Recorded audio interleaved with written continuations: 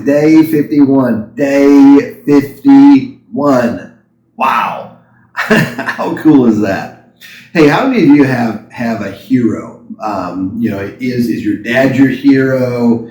Is it a comic book hero? Is it,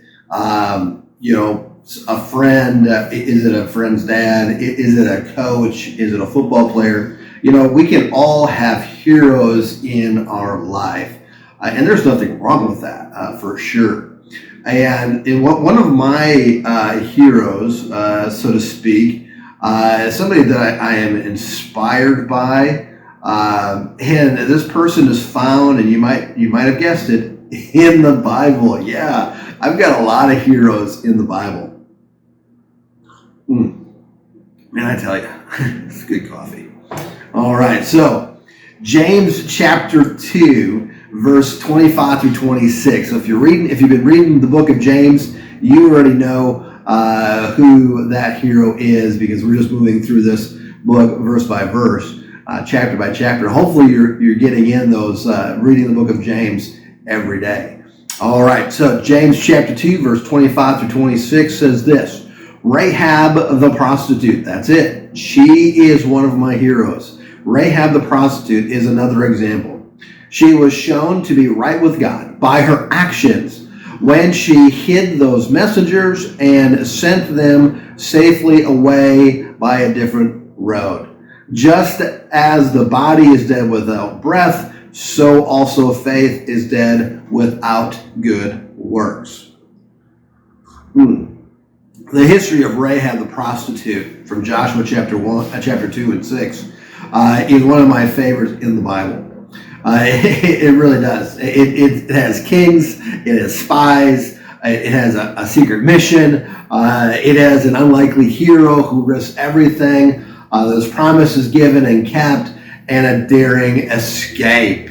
And then we also have a battle where God completely delivers the city of Jericho into the Israelites' hands. So Rahab's life, to me, is just fascinating. She ends up being the mother-in-law of Ruth from the book of Ruth, the story of Boaz and Ruth, you might remember that. And she is listed in the lineage of the great-grandmas of King David, and as a result, in direct lineage of Jesus.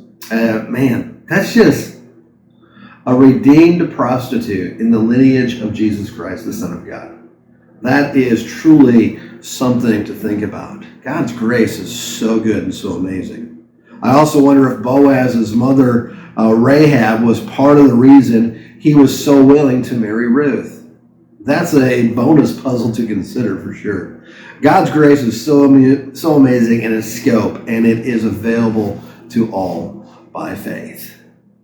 But let's recap where we've been in the second half of James chapter 2. In verse 17, we saw that, so you see, faith by itself isn't enough unless it produces good works. It is dead and useless. Verse 20. Can't you see that faith without good deeds is useless? Verse 26. Just as the body is dead without breath, so also faith is dead without good works. I mean, Pastor James is really laying out for us the importance that our faith is, that our faith produces good works. It's evidenced by action. And in this instance, we see that it is a risk, that Rahab takes a risk because of her faith. It is just another example of God's grace working through her, where her faith is shown through her actions in the risky business of hiding spies from the king of Jericho, and of course the army and soldiers of Jericho who were looking for them. But let's recap the story of Joshua chapter 2 here as we look at Rahab, the prostitute. I want to just read a few of these verses of this passage. Then Joshua secretly sent out 2 spies from the the Israelite camp at the Acacia Grove. He instructed them scout out the land on the other side of the Jordan River, especially around Jericho. So the two men set out and came to the house of a prostitute named Rahab and stayed there that night. To me, that is interesting. Why would they stay there? Well, it wasn't just her house. This was a brothel. She lived there, but it was a brothel, and would have been located close to the gates. And so they would have entered. It would have been an easy place to go to stay. Let's pick it up in verse 2. But someone told the king of Jericho, "Some Israelites have come here tonight to spy the land." So the king of Jericho sent orders to Rahab. A direct order to Rahab. "Bring out the men who have come into your house, for they have come here to spy out the whole land." And Rahab's response, wow. Rahab had hidden the two men, and she replied, "Yes, the men were here earlier, but I don't know where they were from. They left the town at dusk as the gates were about to close. I don't know where they went. So if you hurry, you can probably catch up with them." Interesting. Actually, she had taken them up on the roof and hidden them beneath bundles of flax she had laid out. So there we see the scandal unfolding. So we see that Rahab experienced, in one sense, a scandalous grace. God protected her. They didn't search her home. She had hidden them. They took her at her word, and they left and they pursued as she had instructed. We see that God's grace is so good here. The reverential awe of God is another aspect in Joshua chapter 2, verses 8 through 11. Before the spies went to sleep that night, Rahab went up on the roof to talk with them. "I know the Lord has given you this land." Wow. She knows that the Lord had given the Israelites the land that she lived in. And she told them, "We are all afraid of you. Everyone in the land is living in terror. For we have heard how the Lord made the dry path for you through the Red Sea when you left Egypt. And we know what you did to Sihon and Og, the two Amorite kings east of the Jordan River. Those people you completely destroyed. No wonder our hearts have melted in fear. No one has the courage to fight after hearing such things. For the Lord your God is the supreme God of the heavens above and the earth below." These two spies gone together information. They just received crucial information from Rahab. But you also see her faith in the fact that she is proclaiming God. Her confidence is in Him. They agree that if she puts a scarlet line or rope or something, cloth out her window, that when they do invade and when they do attack the city and they get inside the walls, and they do, that everybody inside her house would be spared. And they follow through on that promise, which is really cool. She risked everything to glorify God. She's also listed with the heroes of the faith in Hebrews chapter 11, verse 31. It was by faith that Rahab the prostitute was not destroyed with the people in her city, that's Jericho, who refused to obey God, for she had given a friendly welcome to the spies. A faith that pleases God takes risk for His glory. Wow. This was an amazing woman. She really was. Willing to go against her culture, risking the loss of everything, her life if discovered. Her life is, to me, interesting, exciting, challenging, and inspiring. I found myself asking, what have I risked while following Christ in our culture today for the glory of God and the furtherance of the gospel of Jesus Christ. It is time for us to start taking risks of faith for the glory of God and the furtherance of the gospel. Here are a few examples of faith taking risks that we could practice. How about have a gospel conversation with somebody, where you share your story of how God met you and Jesus saved you and what your life has been like since then. And ask a stranger how you might pray for them. Prayer is a great way to segue and build relationships, especially if you go to the same restaurant. You may have the same waitress on a regular basis. You could say, hey, how may I pray for you? And then write it down and pray for them. You could ask a Walmart employee, hey, if you're looking for something, and you can make a part of that conversation. Hey, I'm looking for such and such. Can you help me? And they said, sure. And they give you the information. You thank them, and then you could turn around and ask, hey, may I pray for you? How may I pray for you? And boom, what a nice segue. You could pray for a teammate. It could be a teammate in a sport, a teammate in a project, a teammate at work. There's all kinds of teammates. And we could be praying for them. And we could be having conversations with them. So much. We could invite a neighbor over for dinner. Depending on the neighborhood, the risk goes up or down. Take a missions trip. The list goes on and on for risks that we can take for God, to demonstrate our faith in Him. Doing risky things for God's glory. And I'm not talking about driving on the wrong side of the road around corners. No, that's foolishness. I'm talking about following God, obeying God, taking risks, speaking for Him, sharing the gospel, loving somebody that is mean to you, forgiving people. All of that stuff, that's risk. Doing risky things for God, for the glory of God, will cause tension in your life.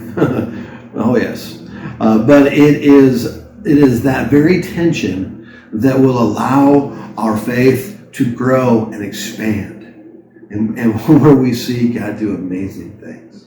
Hey, for further study, I encourage you again, continue to read the book of James every day, and Hebrews chapter 11, and also take a look at the story of Rahab and the city of Jericho, and what God does for the children of Israel in Joshua chapter 6 and Joshua chapter 2. If you want to read the whole experience, there's a lot there, from Joshua 1 to Joshua 6.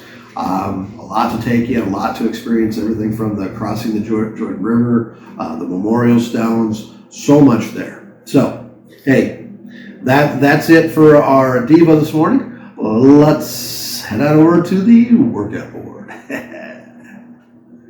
Hey, it is day 51. We've got to look at the day. Don't forget, a quick hack. You take a ratchet strap, put a knot in it with a loop, and you got yourself a nice home app hack for putting this in your door frame. And then you have your loop to connect your bands to it, run your bands through it, or connect it directly to. So that's a fun, simple hack for sure. Hey, our study this morning was risky business. And sometimes faith involves risk. Faith involves risk because it takes a little bit of risk to put yourself out there and like what I'm doing right now. This is risk. I put myself out there on YouTube for all kinds of who knows what. So we got faith takes risks for the glory of God. And then we have a daily process, 25 minutes Bible reading, 25 minutes of prayer. Get that 8-hour rest. My wife was just talking about that. How she goes, I need 8 hours of sleep tonight. You get McCoy. And then he'll probably sleep for 12 hours for me. And then hydration goal is, half your body weight ounces water plus 10 to 20%. Your calorie goals, hit those calorie goals, whatever that is for you. Make sure that you're eating it. Just ladies, be sure to eat more than 1,000 calories. Men, be sure to eat more than 1,200 calories. You don't want to starve yourself. And then make good choices with the calorie choices as well. Do at least one 30-minute workout. And here's going to be at least a 30-minute workout. And then do a second workout, like a lunch break walk, shovel some snow, go bowling, go ice skating, go skating, go with shed hunting. That's a good activity. And so there's all types of things a week we can do for physical activity, whether it be playing with kids or grandkids, chasing them around. There's all kinds of stuff we can do. So here's our workout for today. Don't forget 5 to 10 minute warm up and cool down. And then we'll go right into it for our workout. We're going to be doing band front squats, band leg extensions, band leg curls, band calf raises, and band straight leg deadlift. You're like, whoa, that's a lot. I know, it's leg oriented day. So let's grab a band and head on over to the power rack. All right, so I got this purple band here for band front squats, and so what you do is you step in it again. This is why I like these, because you can step into them and create your tension just by making it a little bit, make it loose. There, now I'm just about shoulder width apart. Squat down, grab it, bring it up. And now I am in this front squat position. It's sitting on my triceps across the front, looped into my fingers here, and I'm just going to do squats. Remember to keep your knees over your toes when you do a squat. So go down, back up, drop your butt, try not to bend over. Boom. Right there. Down and up. Okay, then we have going to our band extensions. Be sure to do all 5 sets of the front squats before you go into the next exercise. Take 30 seconds, rest between each set. And we're only doing 12 reps, so that's not so bad. So for the leg curls and leg extensions, I just take the band, loop it on something like that. So leg extensions, right there. So we got to create some tension, so I walk away from it a little bit. And I like to have, so I'm going to bend my knee. Try to do it with my other leg. I think that's nice and easy to switch. So I'm right here, I extend it, and I see if you can do it without touching anything. You're going to cause some, you need to engage stabilizers. So 12 reps right here. And then go ahead and do that set, switch your feet, and then do the next set. All right, nice steady pace, and then leg curls. So leg curls is very, very, very similar. I'm going to bring my knee up like there a little bit. I'm going to curl it back. Curling it back. If you need to grab on something, go ahead. Safety above everything else. Just curling it back. And then switch it up. That's why I like these type of bands. You can transition pretty easy. So curl it up. Curl it up. Curl it up. And control it on the way down. Don't just let your foot fling out like I did. Control it up. I flung it again. And control it on the way down. Good. Okay. Then we're going to do a band. So we're going to do 4 sets of the leg extensions and 12 reps, 4 sets of the leg curls, and 12 reps per set.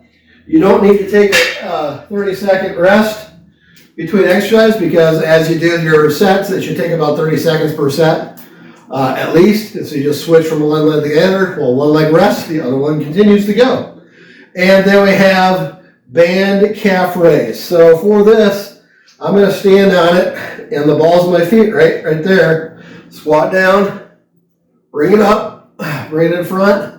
I'm right here and I raise up with my toes. Then back down. Up on my toes, back down. Up on my toes, back down. Because we're actually adding tension by using the band and working those calves. All right? So, and then we have straight leg straight leg deadlift. Now this one, I'm going to actually use 2 bands for this one. No, I'm not. I'll just use 1. So straight leg deadlift. Okay, again, you're going to come down here. You're going to hook it in. Nice and low, right there. Create some tension.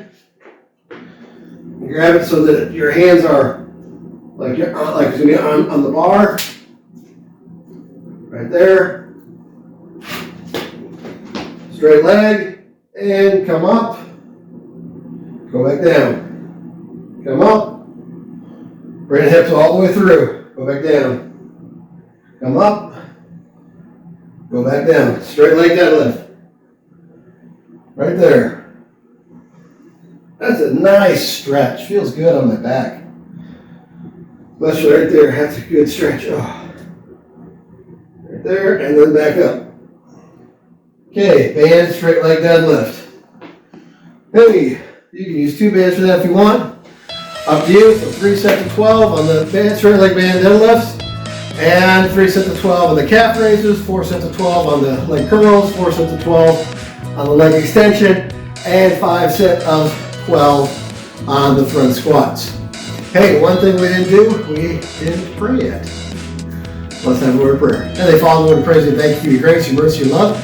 We thank you for your word. We thank you for the opportunity to be able to do this, to exercise our bodies, to exercise our minds, and to have our mind focused upon you. Lord, I pray and ask that you'll help us to have a great day, a day that will be honoring and pleasing to you. Pray and ask in the name of the Son, Jesus Christ, by your Spirit. Amen. Hey, you got this.